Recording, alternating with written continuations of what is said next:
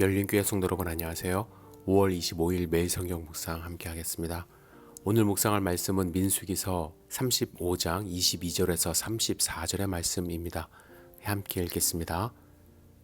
악의가 없이 우연히 사람을 밀치거나 기회를 엿봄이 없이 무엇을 던지거나 보지 못하고 사람을 죽일 만한 돌을 던져서 죽였을 때에 이는 악의도 없고 헤아려 한 것도 아닌즉 회중이 친자와 피를 보복하는 자 간에 이 규례대로 판결하여 피를 보복하는 자의 손에서 살인자를 건져내어 그가 피하였던 도피성으로 돌려보낼 것이요 그는 거룩한 기름 부음 받은 대제사장이 죽기까지 거기 거주할 것이니라.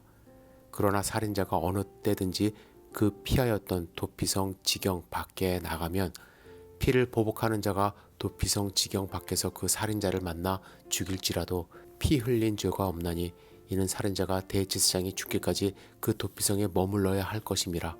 대제사장이 죽은 후에는 그 살인자가 자기 소유의 땅으로 돌아갈 수 있느니라. 이는 너희의 대대로 거주하는 곳에서 판결하는 규례라.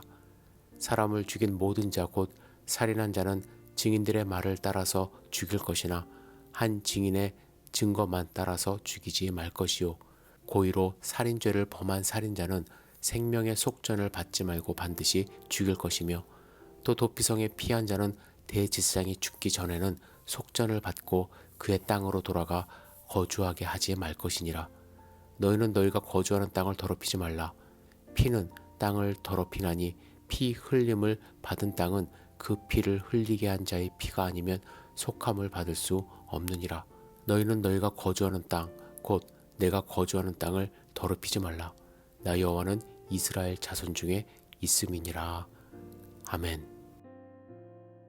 오늘 본문의 말씀은 원한 없이 실수로 사람을 죽이게 되었을 경우 그 정상이 충분히 참작되어 도피성에서 생명을 보존할 수 있도록 하신 말씀입니다. 도피성에 들어갈 수 없는 경우는 한정적입니다. 의도적으로 사람을 죽였을 경우 도피성에 들어갈 수 없고 그 피의 보복을 정당하게 갚도록 하셨습니다. 죽음을 죽음으로 갚는 것은 잔인한 것처럼 보일 수 있지만 이 경우 힘이 없는 자가 죽임을 당했을 때 아무 말 하지 못하고 그 죽음에 대하여 어떠한 대처도 할 수 없었던 사회적인 부조리를 생각해 보면 생명에 대한 평등함과 소중함을 알려주시기 위하여 의도적인 살인에 대해서는 그 죄값을 동일하게 받도록 하신 것입니다. 그러나 고의성이 없이 누군가를 죽이게 되었을 경우에는 도피성에 들어가 살 수 있게 하셨습니다. 도피성에 들어가 살면서 자신의 생명을 연장할 수는 있었지만 그는 누군가의 생명을 빼앗은 잘못을 저질렀기 때문에 자유를 빼앗기고 그 성에서 나올 수 없게 되었는데 단 대제사장이 죽었을 경우 그곳에서 나올 수 있다고 말씀합니다.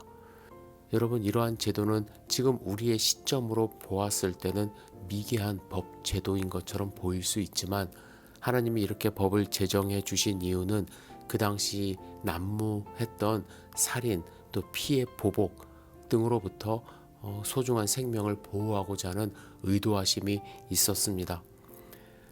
그리고 이러한 법은 가나안 땅에서 너무나도 빈번하게 일어나는 일들과 분명히 구별되는 일이었기 때문에 34절에 너희는 너희가 거주하는 땅 곧 내가 거주하는 땅을 더럽히지 말라는 명목으로 이러한 명령을 주셨습니다.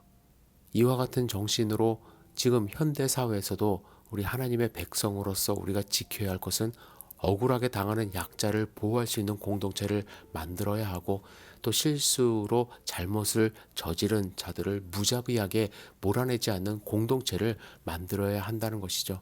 그것이 하나님의 뜻이고 우리가 피해 보복을 한다든지 또 누군가를 의도적으로 죽인다든지 이러한 일 근절해야 하는 것이 하나님의 뜻임을 알아야만 합니다. 그리고 우리가 혹시 누군가가 실수로 나에게 해를 입힌 사람이 있다면 그것이 실수였다면 다시 한 번의 기회를 줄 수 있는 마음이 필요하다고 생각을 합니다.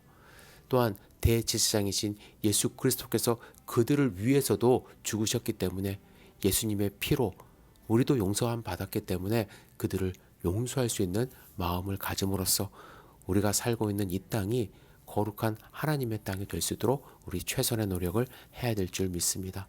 여러분 오늘 하루를 사시면서 어떠한 노력으로 하나님의 거룩하심을 드러내겠습니까? 누군가를 음해하고 보복하고 이러한 잘못된 일들이 반복되는 것이 아니라 그러한 일들을 끊고 하나님의 거룩함을 드러내는 소중한 하루 되기를 주님의 이름으로 축복합니다. 기도하겠습니다. 사랑과 은혜가 충만하신 아버지 하나님, 오늘 하루의 삶을 온전히 주님께 의지합니다. 주님, 우리를 보호하여 주시고 우리의 삶 가운데 주님의 영광이 나타날 수 있도록 인도하여 주시옵소서. 주님, 강건함 허락하여 주시옵소서. 흔들리지 않도록 인도하여 주시옵소서. 예수님의 이름으로 기도드렸사옵나이다. 아멘.